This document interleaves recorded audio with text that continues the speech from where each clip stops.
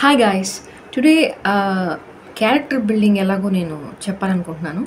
అంటే కొత్తగా నవల్ రాసేవాళ్ళు క్యారెక్టర్ బిల్డింగ్ అప్పుడు కొంచెం ఇబ్బంది పడతారు. So I want to share my experience. నేను రంగాపుర విహారాన థర్డ్ నవల్ రాసేటప్పుడు ఇది కొంచెం డిఫికల్టీ ఫేస్ చేశాను. అంటే ఎవ్రీ క్యారెక్టర్ యూనిక్గా ఉండాలి. సో ఒక క్యారెక్టర్ లాగా ఇంకో క్యారెక్టర్ మాట్లాడకూడదు. ఇంకోటి ఏంటంటే అన్ని క్యారెక్టర్స్ ఆథర్‌లాగా కూడా మాట్లాడకూడదు. సో దేని యూనిక్‌నెస్ దానికి ఉండాలన్నమాట. So today's video is for that.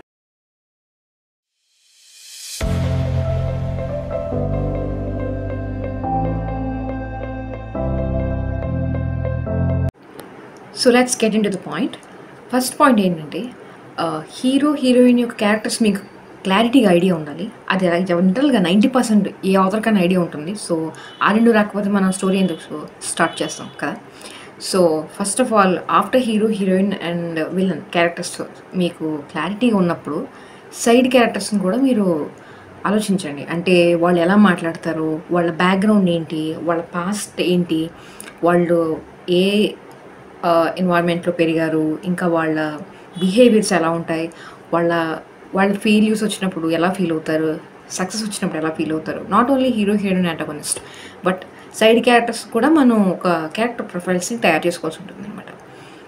ఇంకొకటి ఏంటంటే మెయిన్ ఎక్కువ ఆథర్స్ చేసే మిస్టేక్ ఏంటంటే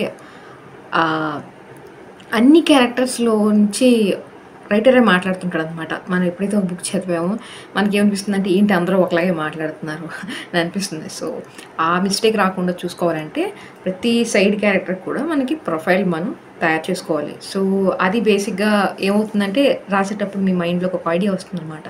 ఓకే, ఈ క్యారెక్టర్ ఇలా ఉండాలి, ఇలాగే మాట్లాడాలి, ఈ స్లాంగ్లో మాట్లాడాలి, ఇలా చేయాలి. సో ఫస్ట్ నా నవల్ రంగాపుర విహార్లో నేను చేసినప్పుడు ఒక నవల్లో క్యారెక్టర్ ఉంటుంది. అది సైడ్కే క్యారెక్టర్ అనమాట. అది హీరోకి చాలా హెల్ప్ఫుల్ క్యారెక్టర్.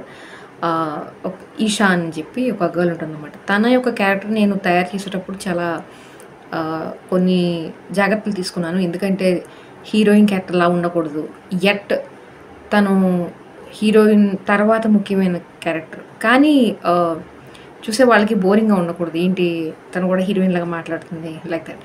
సో డిఫరెన్స్ ఉండాలి, క్యారెక్టర్స్ డిఫరెంట్గా ఉండాలి. ఇప్పుడు సో నా సెకండ్ నవల్ షివి అండ్ హెర్విల్లో కూడా అంతే. అది 20th century బ్యాక్గ్రౌండ్ అనమాట. సో అప్పుడు ఎలా ఉండేవారు, అప్పుడు పీపుల్ ఎలా ఉండేవారు, అప్పుడు వాళ్ళ మెంటాలిటీస్ ఎలా ఉండేవి, అప్పుడు ఇండియా ఎలా ఉండేది. సో ఆ టైప్లో నేను అప్పుడు రీసెర్చ్ చేశాను అనమాట ఆ క్యారెక్టర్స్కి. So if you are interested to read my books I will also add those links in the description box below. You can check it later. And yeah, మీరు నవల స్టార్ట్ చేశాక లైన్గా మీరు స్టోరీ రాసుకుంటూ వస్తే క్యారెక్టర్స్ వాటికి అవే రివీల్ అవ్వడం మీరు అబ్జర్వ్ చేస్తారు. వన్స్ మీ క్యారెక్టర్స్ అవి అని మీకు అర్థమైన తర్వాత అవి మీకే సర్ప్రైజ్ ఇస్తాయి అనమాట. అలా క్యారెక్టర్ మీతో మాట్లాడుతుంది అనమాట.